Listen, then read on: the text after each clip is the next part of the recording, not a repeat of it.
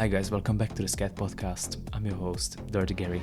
As always, we will be talking about sexuality, kink, and specifically scat, so please be over at least 18 years of age. On today's show, I have a special surprise guest for you. It's someone who is very close to my heart, and I can't wait to talk to him. Before we start, last week I have received so much positive feedback on our last episode with Rick, and I just wanted to say a big thank you. I'm trying to respond to every single one of you, and I do appreciate it. Please keep them coming. They are so important to keep me going, especially now while we are facing what I call the great scat erasure. If you want to get in touch with me, you can find me on X as dirty_gar or as at Scat Podcast. I'm also on Telegram. I love you to join, as we don't know for how long we'll be allowed to stay on X. Links to all my channels, platforms, my email, and whatnot are on www.scatpodcast.com. Lots of follow-up questions were regarding my diet. This would be something that is difficult to answer in one text message, but don't worry, I'll definitely do an episode on the perfect scat diet one day. So stay tuned. Last quick update, I've been working on uploading my archive to Scatbook. You can find me there as at dirtygary altogether. With how things are right now, Scatbook seems like the only place where my videos are truly safe. There are loads of videos from my hard drive that used to be on sites like ThisWit and Tumblr, and lots of stuff that I have never published before. I do appreciate if you subscribe or follow me there. Now, let's go on with the show, shall we? Our today's guest goes by Pup Atlas. Hi, and welcome to the show. How are you? Hello, I'm good. How are you? So good to talk to you. Yes. So we go all the way back. Like, we can't even remember when we first met Yeah. and where. So that's amazing. I'm so happy that you actually are very available for today. Difficult to schedule on a nice May 25th today. May 25th Yes. day. So yeah. Tell us a little bit about yourself. So this is, an episode we didn't really promote too much because it's a little bit improvised. Yeah. So just give us, give our listeners a little introduction. Who you are, what do you do? So my name is Pup Atlas. I'm a pup. I live in like the southern part of U.S. In Tennessee, so I'm kind of a dirty country pup.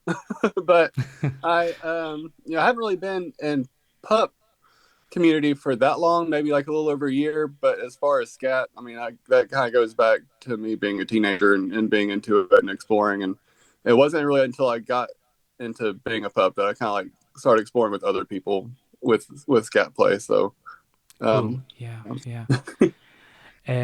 So we're gonna get back to the pup side, the new you, but let's go back to the scat. Like, when did you discover that you like scat? Oh gosh. So probably maybe in middle school, I had a really good friend that would always like he was like my best friend, and he would come and spend the night at my house all the time. And he was really big into wrestling, and we would watch. And I didn't really care for wrestling. I was just doing it for him to be a good friend. But then we would always like wrestle and stuff, after the show or whatever was over. And he would do this thing where he would pin me down and then he would fart in my face. It was almost like a joke, probably a cruel joke, but I'd never had the emotional response that I thought I would have. It more so like turned me on, and so from there, it kind of grew into like, why do I feel like this way when he's doing this, and it kind of grew from that to and also being in a house, I have sisters and parents, and so I spent a lot of time as a teenager in the bathroom. As one do. Yeah. I know. Was there was there any like internal coming out for you, like realizing, okay, this is what is interesting to me in a sexual way, or did you always sort of knew, like when you were doing these like wrestling sessions with your friend, like would you be like immediately into it, or was there like a period of time when you were kind of like discovering that this is something sexual to you? Oh no, I think I was immediately into it. Yeah, I immediately think something in my into it. brain clicked on, and I was like, "Oh, I like this." And I know he meant it as like a cruel joke, and I don't think he meant, is in a way to like, I don't know, you know, it wasn't being mean because we would always be laughing about it, but I was always like laughing, but also like really horny afterwards. And your friend, I'm just, assuming your friend was straight, or was he gay, or what was the He, situation? he ended up being really straight. He grew up and he, became a coach and got married, and we kind of lost contact, Yeah. shortly after we both went to high school and everything. But during that period, it definitely got a little homoerotic. We definitely were kind of exploring because like the wrestling we were doing was wrestling, but it also like there was one point where my fingers were in his mouth, and that it kind of got a little. It kind of started crossing a line. We never talked about it, but it kind of got. It was definitely crossing some boundaries that was fun and exhilarating for a young gay boy to experience with a best friend. Yeah, I wonder if he probably doesn't know that he, contributed to your sexual awakening and you getting this kink, so. Probably not. But yeah, like thank goodness he did all of that, like farting in your face, like, Yeah. thanks God for that. Um so yeah, like that sounds like a lot of fun. My situation was completely different because I had absolutely zero kind of homoerotic straight friends mingling, any of that, so I kind of wish I did, like that sounds extremely hard. Yeah. After your friend and you kind of went your own ways, and all of that, like, so then as a teenager or as a young adult, like how did it go then? Like did you sign up to some pages, like I don't know, this with, or what was actually like the first kind of scat related platform that you joined? Oh gosh. Well, I'm old as hell, so I think like really that was back in like Yahoo chat days and AOL and Okay. dial-up internet. And there was definitely a lot of moments using, it was hard to find like scat channels back then. Yeah. And maybe I just was uninformed on how to locate them, and I didn't Mhm. know that was even. I don't think I knew that even called it scat. I knew I just liked it dirty, and like the people I would talk to online, I would always just kind of let them keep digging, and I was kind of into whatever they were into, and a lot of like sniffing and a lot of stuff I did was always online, like video chatting. So a lot of Yeah. fingering my hole and sniffing my fingers and playing in that regard. So it was never a lot of like in person stuff, but it just kind of grew into like finding people who were into it and kind of maintaining a relationship with those people, and it was a lot of fun. Yeah. Yeah. Like I remember back in the day, like you would just use whatever platform there was, to. Can you actually hear me? Sorry, I think I Oh lost you yeah, yeah. for a second. Oh Yeah, no. sorry. Yeah, it's just my computer is acting out a little bit. Sorry, no, I was just saying, like back in the day, like it was like we would take any forum discussion Yeah, forum, any chat room, like to find like-minded people, and it was difficult to find pages like yeah. where you can go and meet. I can't remember like the first place. Like there would be some like yeah, the forums, like those would be like the places where I would go. But then I remember like there would be a couple of pages and they would last, like year or two, and they would always, kind of go down the hill Yeah. when they got a bit popular. So And And yeah, I remember like I couldn't. It was a long time where I couldn't even really find porn for mhm. scat stuff for a long time. It was just I thought maybe I was just like one of a few. I didn't know it was like a widespread kind of kink. Mhm. I wasn't really Yeah. looking out until when Two Girls One Cup came out, and that exploded all over the internet. And Yeah. I remember shortly after the I was like, wait a minute, and I was trying to find online like a gay version of Two Girls One Cup, and like a Yeah. desperate effort, like where do I find it? Because like of course my friends were all showing it to me, and I would pretend to be disgusted by it, but I was really like, oh, maybe there's like a whole side of this that I've never been aware of. Now it's like right in the spotlight of pop culture. Yeah. Yeah. I remember there was a website called the Poopy. I think it was the Poopy Life or Peepoo Life. I don't know exactly what it was, but it was American website, and it was quite like it was actually quite big at the time, But then I think that something happened and it just completely disappeared. I don't know if you were on that one as well, or if that was something that kind of missed you. Yeah, I don't know. I don't remember that name, but No, definitely yeah. would have checked it out. I Yeah. had known about it. Yeah, that's it. And before joining this meeting, like we're actually chatting just for our listeners, for the context. So like we would be like just to kind of demonstrate the extent of our friendship, like you actually have my personal Instagram, which I guess like Yeah. nobody else has, you know. So this is like how close, you know, we are, and this is how like far back we go as well. Yeah. Because like we met in those times like when these platforms would be just collapsing all the time. And it's funny Yeah. because now we're speaking at the moment that when like the same is happening all around us. This wit is gone. Twitter or X is kind of collapsing as well. So Yeah. it's kind of funny, and like just you know the number of friendship that you kind of lose because the platform just collapses and implodes, Right. and like you just never get to talk to the same people. Like you know sometimes you discover the same people, you know, but like it's difficult, and lots of people just give up as well, I'd say. So yeah, it's good that I have you in my Instagram contacts. Even though I actually deleted it recently, but you know, like I can always go back and find you there. So Yes. Yeah. I'm glad we reconnected. Yes. For a long time, I don't, because like I said, we had talked about it, like we don't even remember where we originally even connected, and we ended up adding each other on Instagram. But I remember that back then, I was just kind of like exploring a lot of scat king stuff, and you were just amazing, and we had like really good conversations, and then for a long time we kind of lost contact, and but you were always kind of like, am I like out you're if you ever posted a story out, it would pop up, and I'm like, oh shit, I need to like contact him. And then one day out of the blue, I think I did, and then you told me about the Telegram channel, and I've just been in love with it since. oh, thank you. And like I really appreciate when people stick around, you know, because some people Yeah. just like you have really good conversation. I remember we had like a long chat, you know, like we would be talking for hours. And then, you know, I have the same like with so many people online, you know, like people text me on Twitter, you know, like back then, you know, they would text me on Tumblr. And then you spend so much time, and then like the next time you check like deleted account, or the account Yeah. is, you know, not following you anymore, you know, it's you're blocked or whatever. So I really appreciate it. Like you stayed in my orbit, and Mm. yeah, it's so good to talk to you. Now let's go back to Scat. Yeah. So, what was your first kind of in-person experience? What did you do? So really, my first in-person experience, it wasn't anything too crazy. It was more like I was at the bar, and it really kind of came out of the blue. I didn't go to the bar like looking to find someone to do scat stuff with. It was just kind of like I met a stranger there, and he was really cute, and we were like chatting, and then he was a little drunk, I was a little drunk, and we were talking about things we were into, and then he is like, and then we kind of progressed slowly into this like scat realm, which when you're chatting with someone who you don't know might be into scat, or how dirty they get, or what the limits are, you kind of dance around the subject, or you kind of inch towards it really closely, and you don't want to like scare someone off or make someone grossed out, and Yeah, especially if it's someone you're just meeting. So it's a fun dance of trying to figure out, is this person into scat? Are they just agreeing with what I'm saying, just like because they're horny?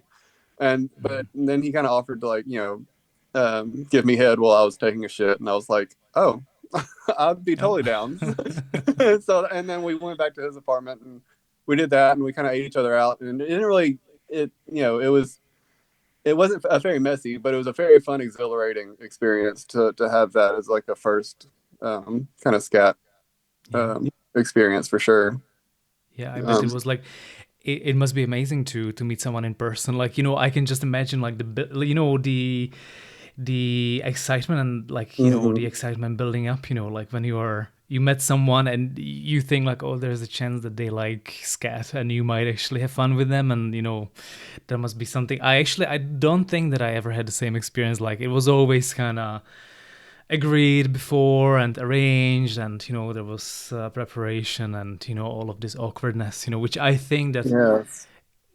it kind of ruins it in a way, you know, like this, you know, spontaneity, you know, like I think that must have been really cool. So, and you know what you said, you know, sometimes you kind of don't know if the person is just kind of mirroring you, and it's like, is this, you know, like this person wants to hook up with you, so that he's just gonna say whatever, you know, Yeah. um or is it someone who actually is interested? And yeah, like that sounds like you had lots of fun. Did you meet up with him again, or was it just one off?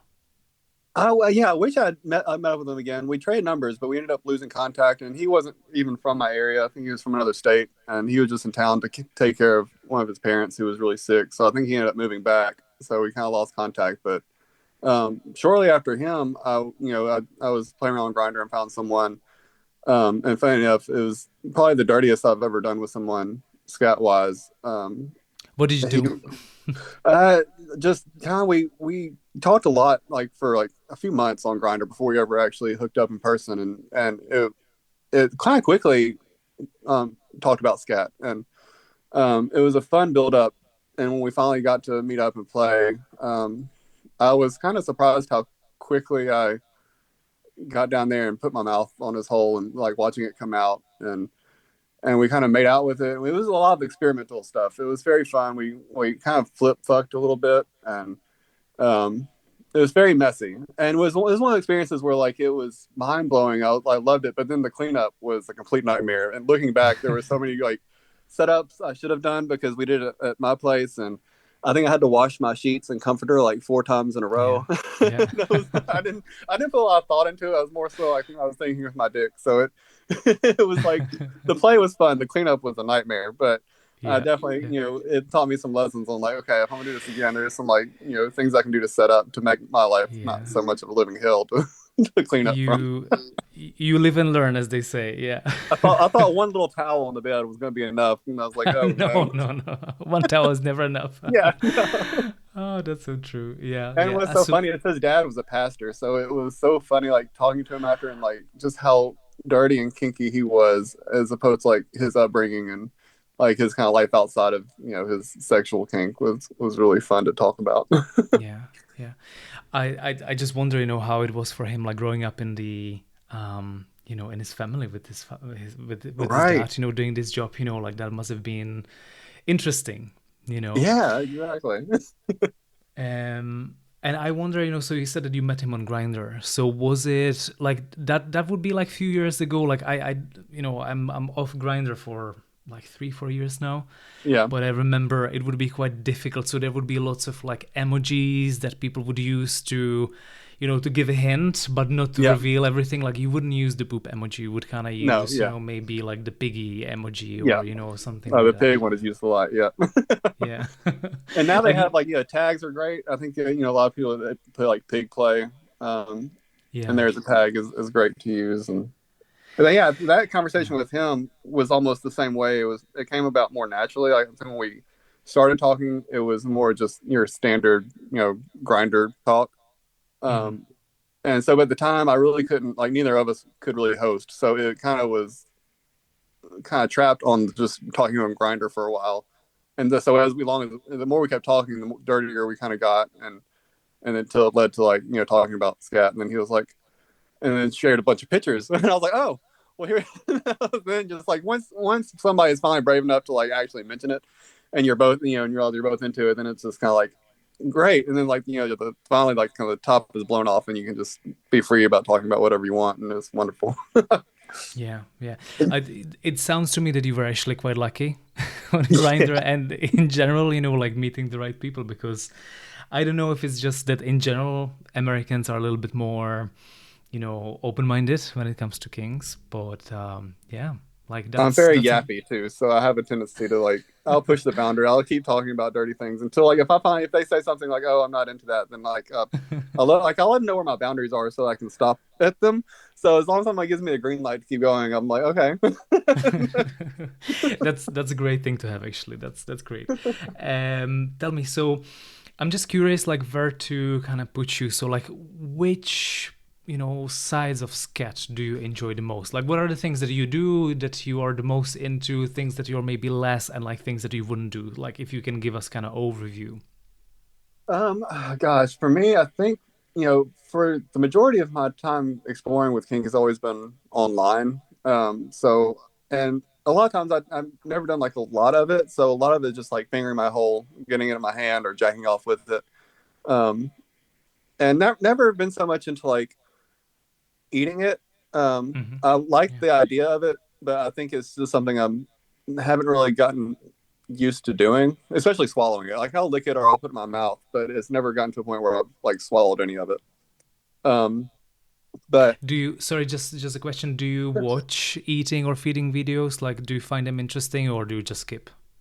no, it's a mix. Like sometimes I will. Sometimes like the videos just of a person under a chair to me are a little like not my favorite, just because they're just so one. They can feel a little one note sometimes. Like I Yeah. would rather see it like some people playing in it, or rubbing on themselves, or making out. Whereas like just straight, from hole to mouth, it's hot, but it's also it. I think there's more to it for me that kind of gets me turned on, because I'm more of like, I like the texture and the smell of it more so. So Yeah. definitely like the work up to it, or sniffing someone's hole, or farting is great for me. Yeah. Um, Yeah. so I'm completely with you because the like eating and feeding videos, like I find them sometimes a bit it's all the same sometimes. Like, of course, there's yeah, a loads of great videos now, especially on Scatbook. Like, you can pay yeah, and get, like, really great content. But I remember, like the 10, 15 years ago, like when I was starting, like all of these videos would be kind of the same. Like, you see like someone sitting on the rim chair, yeah, and you just don't see much. You see someone's top of the head, like someone's hair, yeah, and yeah, someone sitting on a chair, and that's pretty much it. So I would be always skipping those. yeah, But yeah, so that's interesting. And so you said like a lot of the videos that you find interesting would be like couples playing together, right? Like there's yeah. interaction between, yeah. Yeah, anything that somebody does like experimental, or like just different, it's anything like catches my eye is always really fun. Yeah, yeah, Or even if it's someone is like topping someone while they're also shitting, or they're both shitting, or anything that's just kind of like, oh, that's a fun take on yeah, it. yeah. um, Yeah, I find it really hot. Like especially now, like I feel like there's such a great, like a lot of great content creators that are verbal, for instance, or they do like multiple people, or they do like creative kind of videos. Like it's there's yes, a lot of new stuff coming up. It's kind of sad that it's more and more difficult to see it and find them, and I think that lots of people are getting a bit discouraged by the Twitter and the X and the this with kind of collapse and all of this. But absolutely. yeah, you're And right. I'm Is right there with you with like how verbal it is. I'm also a very verbal person, especially during sex. So I love like Yeah. hearing people talk about it, or asking how it smells, or telling somebody to sniff their hole, or those kind of like directions or cues, and yeah, are really hot to me. Yeah, yeah.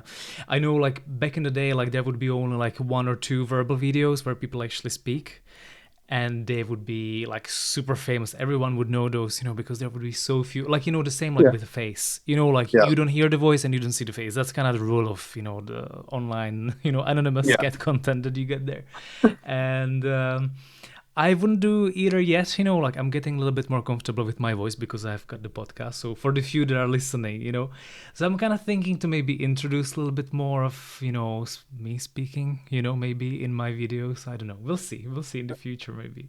That would be amazing. You have a wonderful voice. Thank you. Thanks. Is there any content creators, any specific accounts that you really like what they do? Like someone that comes to your mind? Oh gosh, I think your last art, like the last podcast that you did with Check Pig, was wonderful, and I followed him. But really, I don't know if I really have like a list of people I follow. More so of just because I don't really use a lot of Scatbook, or like channels like that. For a long time, I used Twitter, which I'm not a huge fan of myself, but Yeah.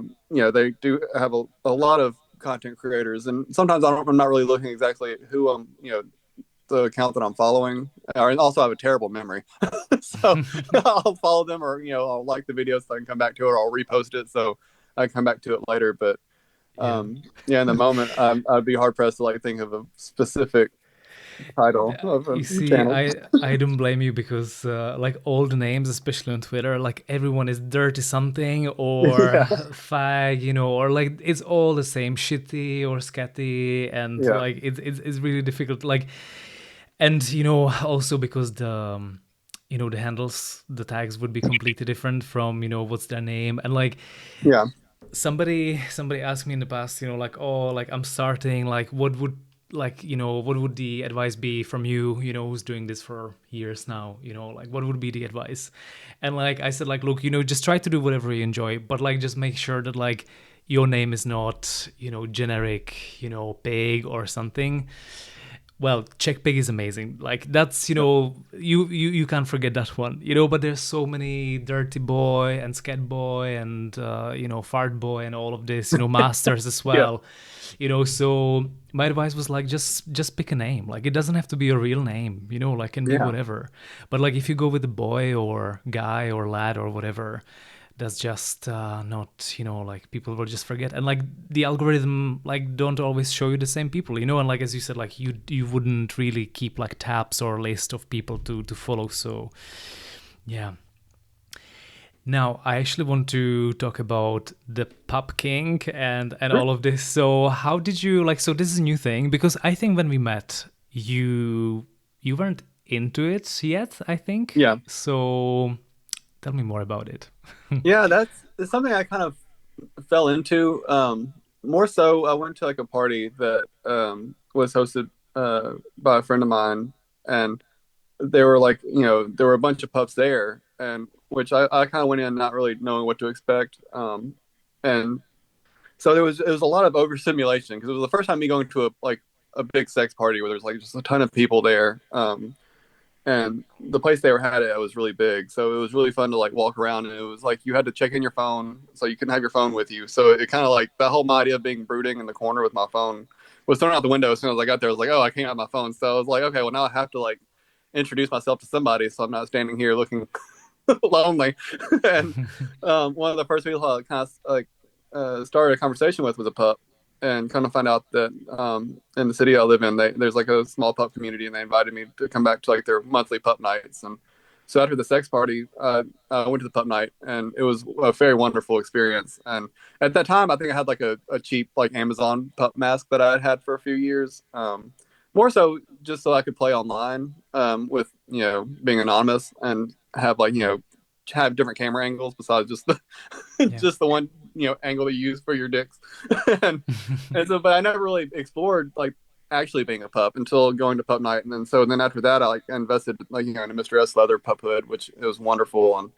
And just having that community was really fun, and learning about how just all these pups and what kinks they're into. And there's so many kinks that I've never really gotten to explore myself. One thing about me, I was married for a very long time. I think my partner and I have been together for 20 years, and we only went open about a year and a half ago. And so that's when Right. all of, like the scat stuff, in person started. Because before then, we were monogamous. We always had like an online rule, so we could play with anybody we want to online. So that's why I spent years like doing things online, because it was really my only outlet for exploring kinks. But then when we went open, it was kind of like the doors kind of got blown off, and it was like, it was like Aladdin. It was like a whole new world.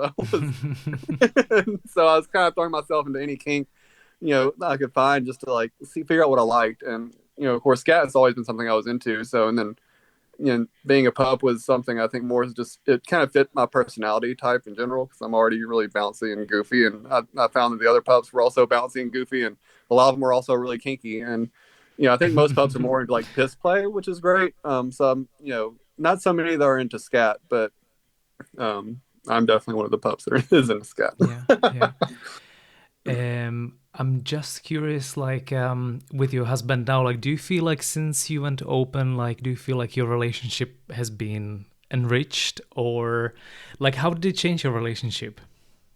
Gosh, it definitely changed it. I wouldn't say for the better or for the worse. I think we're just both exploring different parts of ourselves that we've never gotten to try, because we've been together since we were 17. So really, Yeah. from when I was 17 up until now, because I'll be 30 39, Jesus, in December. So like for all this time, I've never had that experience of going out and dating or exploring with different people. It was always just kind of locked onto like online stuff or with my husband. And my husband, bless his heart, is kind of vanilla, which is great in some instances. But it's hard to Yeah. like want to explore when one person is not really into any of the same kinks. So that's one of the big push when we finally did went open. It was nice to have that freedom to go and explore. But for us, he is more exploring with he has a boyfriend, and we're kind of more in like the poly area now. So Mm-hmm. Yeah. he has like a boyfriend who's also married, and so he's kind of like pretty exclusive to them. Where he kind of gives me the freedom to go out and play, and as long as I'm safe about it, and we have our communication and everything. So it's been a very fun journey of getting to explore, and both of us kind of figuring out Yeah. everything that we do in a safe way. Yeah. That sounds actually really interesting. But like, you see, like you live only once. Like, why would you limit yourself? Like if you feel like there's Right. things that you want to explore. So like, I'm extremely happy for you because like it sounds like you kind of figured it out and it's working for you. So Yeah. that's great. Do you remember? Like, I suppose your husband knows about your scat king. So like, Yes. do you remember like when you told him like the coming out and what was his reaction? Um, I think he laughed. Uh, we so in the year in 2020, a tree fell in our house, and it was a Oh, very and that was gee. and then of course not only the tree fell in our house, then COVID hit.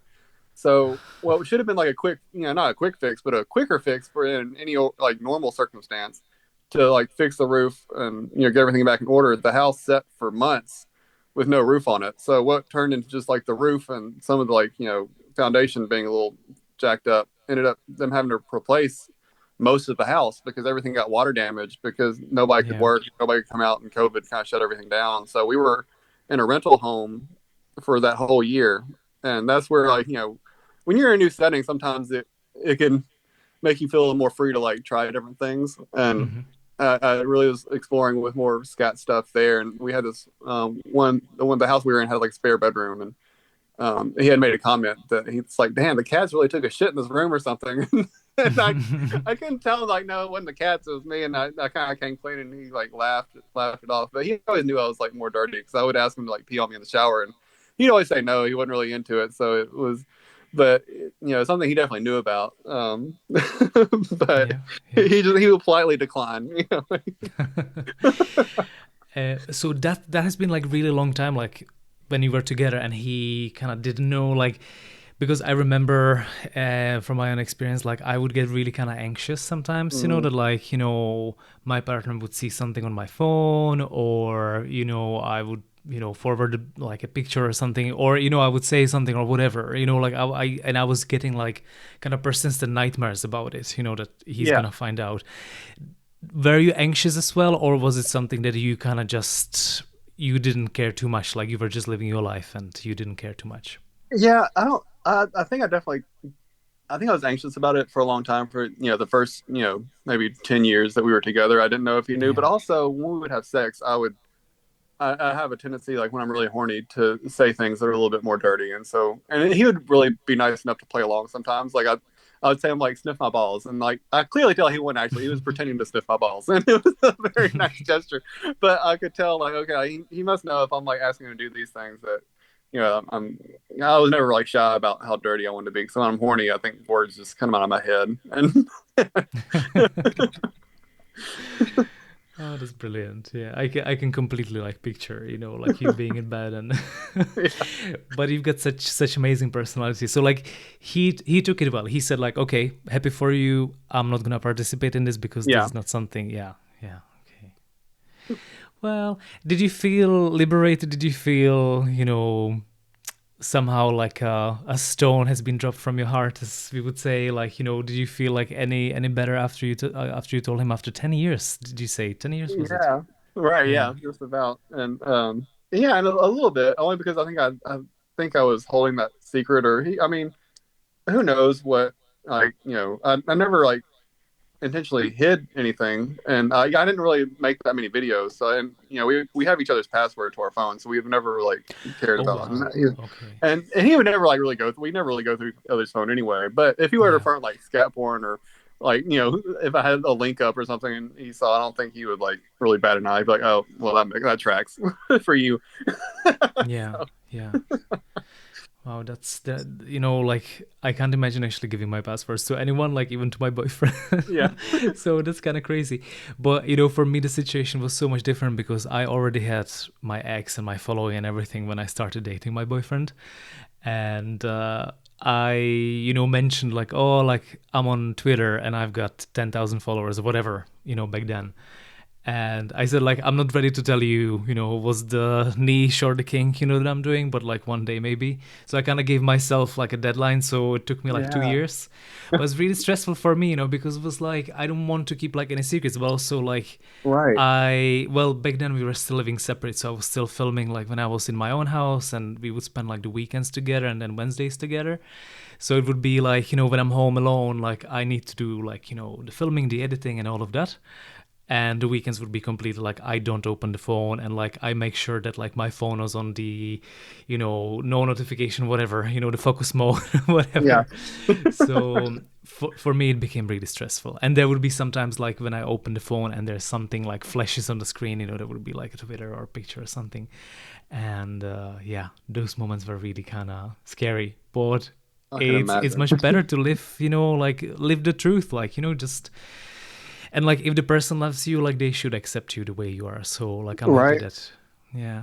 And I always imagined there was like something like that he might be into that he wouldn't say. And so when I finally talked about it, it was really nice to have like that boundary of just knowing for sure that he wasn't into it. Because I mean, for years I would kind of hint at things at being dirty, and he would kind of like blow like brush it off, or and especially during sex he would just move on to something else. So I could never get a read, and so it was nice to finally kind of draw those boundaries. And I think that's really important for any relationship. Like just know, even if your partner's not into it, that they might, if they don't judge, what you're into, then I think it works out really well. And Yeah. not to say we'd never done anything dirty. I think one of the hottest times we had sex was like we were outside doing yard work for hours, and I think we were just both horny and pent up that day. And we went inside, and so finally we just started eating each other out. And I was shocked because I thought he would never do something like that. And of course, I was like, very like he let me eat him out first, and I was like, oh, this is awesome. It was great. It was all sweaty and dirty and smelled wonderful. And then he wanted to eat me out, and I was like, oh,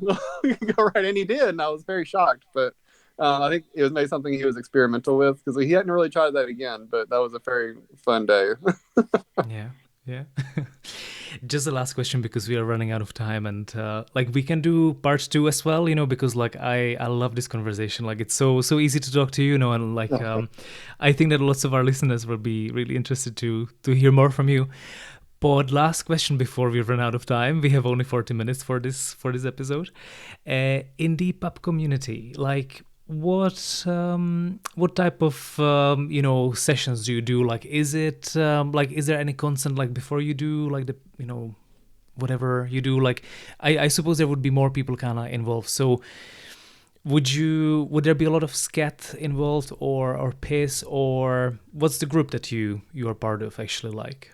Gosh, I mean, really for me, I haven't gotten to explore a big like group setting with sex wise with pups. A lot of my interactions are like at a bar when we have like our pup nights, and so a Yeah. lot of it for me, I always call like my pup identity is like my wingman, because really like by the time when I actually do have start having sex, I usually take my pup hood off just because it does for me it gets a little in the way in that awkward moment of trying like trying to kiss somebody, or especially trying to eat ass with a big pup nose sticking out. It can be a lot, so I usually end up taking the pup hood off. But I think there's been a couple times where we've tried it, and for me being a pup is more about like just my personality type coming out and giving me more confidence that I would not usually have. Because I've always like thought of myself more as like an introvert pretending to be an extrovert. Yeah. Yeah. For the most part, it's worked. But I think with especially with my pup hood on, is even though everybody at the bar knows what my face looks like, because I get hot and I take the damn thing off in 30 minutes. So it's not like I'm like trying to hide my face, but like I think there's just a fun about being in my pup hood and just having it be part of my personality. So it's never been like a super like pup for me as so far hasn't been a big sexual kink, more so than like a social like way to find myself and kind of be more silly and goofy and feel more accepted in like the community that I'm in, because it's fun to be around people who are Yeah. really fun. We laugh a lot and we talk about anything that you want, because everybody is kind of a little kinky, so it gives you kind of that freedom because you are a pup and you're already like part of a community that you know people kind of tend to like kind of give you a second glance if you if you walk out in public with a pup mask on. So it kind of gives you that freedom to like, go fuck it, I'm just gonna we're gonna talk about whatever kind of kink we want to, and I find that really hot. Like it being a pup isn't necessarily like a big sexual kink as far as I haven't really had a lot of sex in my puphood. Not that I would be like opposed to it. It sounds like amazing. I just, I haven't really had the opportunity to try, especially in a group setting. Um, but it is, for me, it's something that's always fun to explore in a social setting and with other pups. I recently went to the furry convention in Atlanta, and Nice. that was a very fun experience of just seeing how massive it was. Because I've never really been to a convention like that anyway. So I think going in, I thought I like imagined it being just a bunch of furries and pups in a hotel, but I didn't realize it spans like three hotels and like 3 blocks of the city. And so even walking around during the day in my pup hood and just seeing all the furries and pups out walking around and you're, barking at a pup who walks next to you or walks by you. And that was very liberating just to be outside during the day and like experiencing that, in everybody's gear is so amazing. Yeah, that sounds so cool. Like, imagine there would be something like that for the scat community, like a Right. convention. No, like that, that will never Yeah. happen. But I think, yeah, like I see so much overlap with the pup community, the furries as well. Like, there's so much kind of overlap, going on, which is Yeah. great.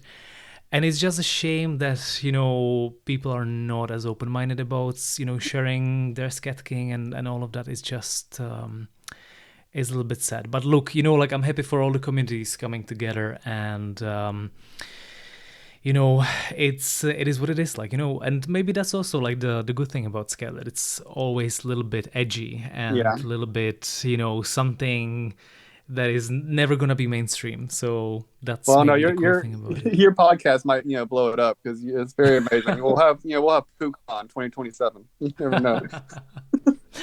Oh, that would be great. But at this moment, I don't think so. With the way the Twitter and X is going, like down the hill, Yeah, I don't think that it's gonna happen. But like, yeah, that's the idea. Just to kind of showcase that is not just 5 people on Scatbook, and yeah. 5 people, like doing this. Like it's a huge community, and like sounds so cheesy, but like giving the voice to the community, like through this podcast, like I think is amazing. Like just the amount of people who reached out to me, like sending like, oh, this is amazing, and like I just love the idea, and like I would never think that there's gonna be people discussing it so freely and all of this. Like, so I think there's loads of people that they just keep it secret, and that's a shame, I think. Yeah. Yeah. And I think at the Yeah. same time, it can be a little exciting when you connect with people and find out that they're also into scat because like scat does have that edginess to it that you mentioned. So it's always fun to explore that and always feels a little dirty. But it would be a Yeah. lot more convenient not to have to like do the same dance with every conversation that you're having on Yeah. Grinder. Yeah. That's true. One thing that you mentioned is that like you had no interest in the Pup King before, and then you got introduced to it, and then you completely fell in love with it, which Yeah. is like I think really interesting. Because like I don't think that I've ever kind of developed King by being introduced to it by someone else. So this is quite inspiring for me. Like it can actually happen. Yeah. So like guys who you're listening, like you should definitely go out and explore all the possible kings, because you don't know, like you might end up as like as us here, like discovering new kings, and that's amazing. Is there any different kings that you maybe tried in the past and it didn't work out for you, or something that you're maybe curious to try? Gosh, let's see. I I've tried a little bit of impact play. I don't know if it's really my thing as far as sexually. Like I've been flogged before, which was really fun, but also didn't really make me horny. I thought it was Hmm. cute and kind of fun. It was like hot, and the person really enjoyed it, but it wasn't something that I was like, I you don't know have if I. to you have to explain to me what it is, because I have absolutely zero idea. Ah, okay. So flogging is kind of like spanking, but that has like it's like a handle with like little tiny like All right, whips yeah. at the end. So it's instead of like a whip, it's like a bunch of tiny little whips at the end. Okay. Um, Okay. and it kind of goes along with the same. Like impact play also just has anything to do with like spanking or paddling and Yeah. um, Yeah. you know, cock and ball torture, that kind of stuff. That gets a little more deep into the, into the kink. I'm definitely not into really that side Yeah. of it, but Is it the pain for you that maybe is like the turnoff, or what is it? yeah, I think it's the pain because I'm more like I think I fall more in line with like the filthy side of kink for sure. Hmm. Um, I would rather you fart on me than spank me. Yeah, yeah. So I think that just, I don't know why. First, like, I just get a more sexual response from being dirty or people talking about being dirty. And even so, like, kind of weird things like people picking their nose is kind of hot to me. And so, like, just like the Hmm. weird, dirty, like things that people do in private that they don't would normally share with somebody, I find it's like a turn on if you Hmm. can turn it and sexualize it in a way. It really interests me. So Yeah. Look, that's a great point. Like the farting, like the scratching ass, or yeah, picking a nose. Like that's like it's manly, Like I think that's something that maybe like us as gay men, like we kind of crave, because the yeah, straight guys they get to grow up in this environment, like with this masculinity, and this testosterone and changing rooms and all of this like dirty play, and at least I think that lots of gay people might kind of shy away. They are maybe excluded from these kind of straight guys things, and yeah, maybe that's why it's so hot. I find it interesting as well, like when you mentioned, because like I like to watch spanking videos and I find them hot, but like I actually don't really enjoying being spanked as yeah, much, because of the pain, and like it just something is not really connecting in my brain. But then the scat is there's a little bit more of the humiliation and the manliness and all of that, and the intimacy as well, because it's something that like you shouldn't be farting or pooping in front of someone or yeah, peeing in front of someone, and when you do it, like it's just you're breaking this you're doing something that is a taboo, and that makes it really hot. yeah, Yeah. very much so. And I think you touched on a good point about like having the just the way I think most gay men have grown up with the idea that straight guys are filthy and gross and get away with it in public.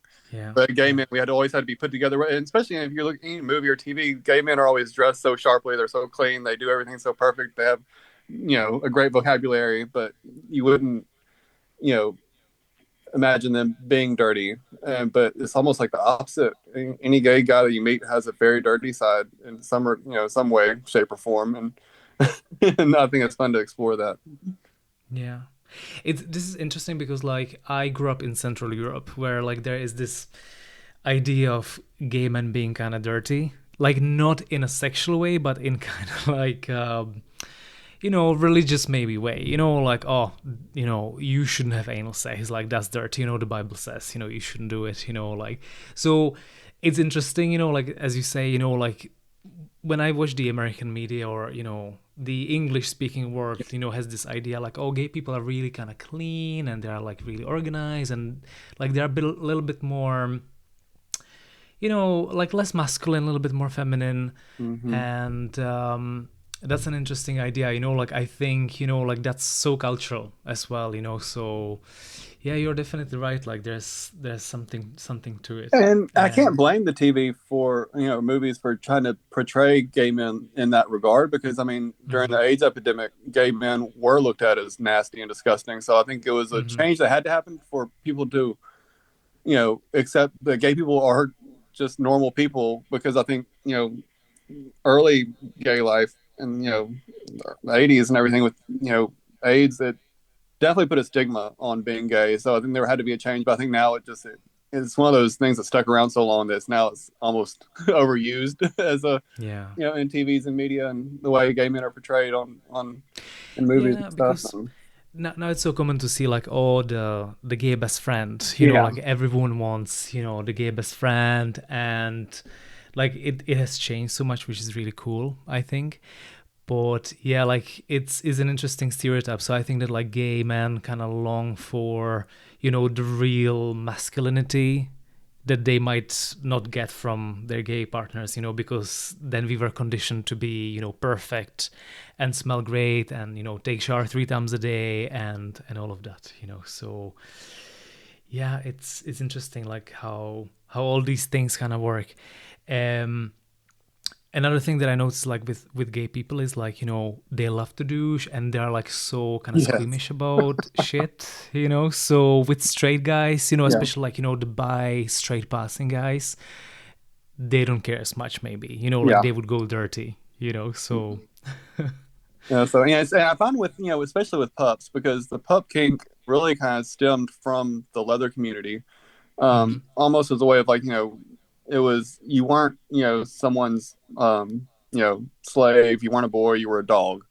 And so it kind of became a way of like almost a humiliation kink in the leather community, and then it kind of broke off and became its own smaller community, and I think because of that, that small humiliation like kink still kind of survives in a way of like pups can be a little more dirty than your general like leather daddy, only because I Hmm. think pups in general feel a little more free to be a little more primal, which I find really exciting. Yeah, yeah. And I just wonder, like if if we see like maybe a little bit more, pups maybe doing a bit more scat in the future, that would be, I think, interesting. Like, I think that there might be a little bit of stigma still, in the community, like, going full on, recording videos Yeah, and posting them. So, but it's good to have this like community overlap. Like I find it there's more overlap with the pups and with the letter than with the BDSM. I find a little bit with like the motorbikes as well. Like there's a little bit more overlap with scat. I find it, but yeah, there's some communities, some king communities that are a little bit more likely to be into it. yeah. Pups are a lot of pits and piss play. Yeah, That seems to yeah, be the two main that I find that everybody, almost pups, are into. But especially online, there's a lot of pups that I find that are definitely into scat, and it's fun to play with them. And you'll find some people online who are wearing a pup mask while they're shooting videos, and I think sometimes that's more for just being anonymous than them actually being a pup at heart. They're just wanting to hide their face and be on camera, which is totally yeah, fine. I think there's really no wrong way to use a pup mask, and either way, it's hot to see. yeah.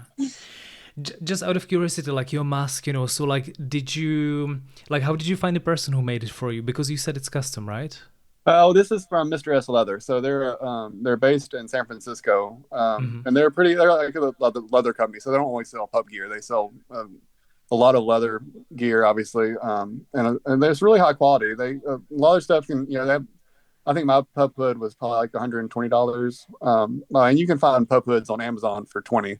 But they have really good quality. They last a long time, and they have the muzzle. You can interchange it out for different colors, so you'll see a bunch of um, pup masks that can be altered, modified. People with piercings in their pup hood, and it's always fun to see how people personalize their own hood.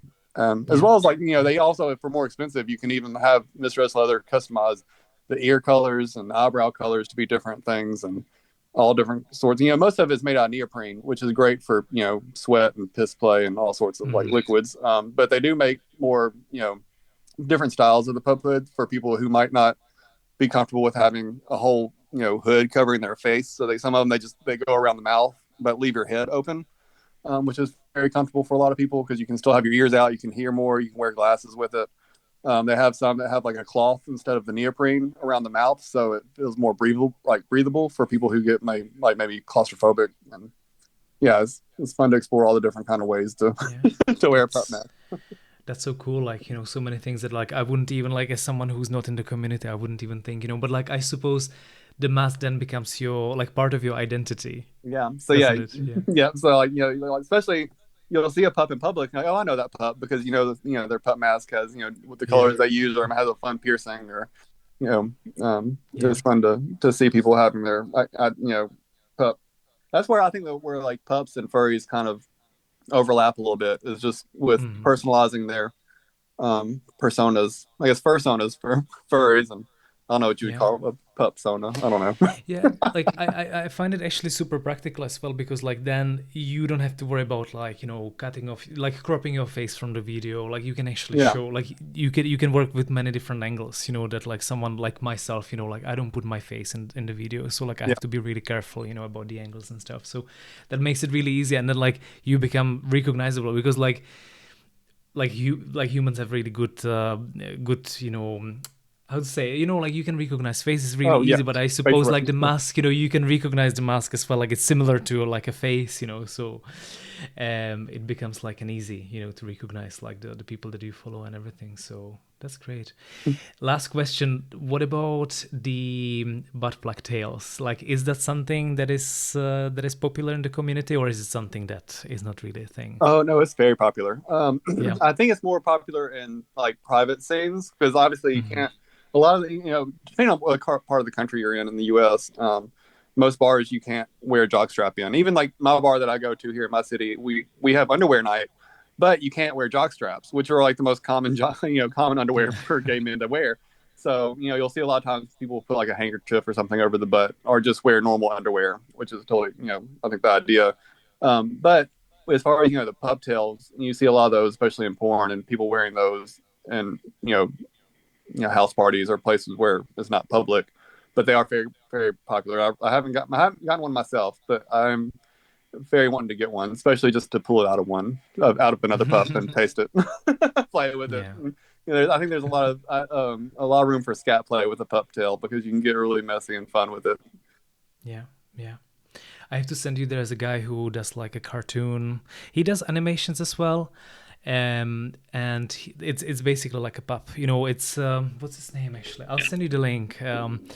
But he's amazing. So like that's something that kind of not really introduced me to this kink. But like I find it really interesting the way that he draws these characters, and like he always includes like there would be always like a little bit of a doo-doo there Yeah, somewhere, or the dirty butt plug and all of that with the tail. So like yeah. I see that there's like certain hints that he might be into it as well. This guy, I think that he's like in his 60s and he's really really cool. Like he's been doing this for a year. So I'll send you the link. Would be cool to have him on the podcast maybe one day, Oh, that'd be amazing. if he's listening. And look, like I can actually go on and on. We can talk for hours. Like we should definitely do like a full-on episode on the pup king and have like more pups coming in, and we can have like huge discussion about the Oh, that would be overlap and amazing. all of that. So look, thank you so much for talking to us today, and just tell the listeners like if you want to share maybe your social media or where they can find you. Absolutely. Yeah, so I have a blue sky right now. I'm still trying to grow it because it's not even a month old, so I'm still working on it. But I'm on blue sky under the Pup Atlas. I think there's a hyphen in between both sides of pup, but I'll give it to you so you can put it in the description. And then Perfect, yeah. on Telegram, I love people to reach out because I love chatting on Telegram. I'm obsessed with stickers, so if you have fun stickers, I'm going to steal them because I love them. I'm Cummy Bear 1369 on that with a C. So we'll make sure that the links and all of this is in the description. We'll put it on the website as well, which is www.scatpodcast.com. Thank you so much for talking to me. It was a pleasure, and hopefully you'll come back. Oh, 100%. It was fun. Thank you so much. Take care. Bye. Thank you. Bye.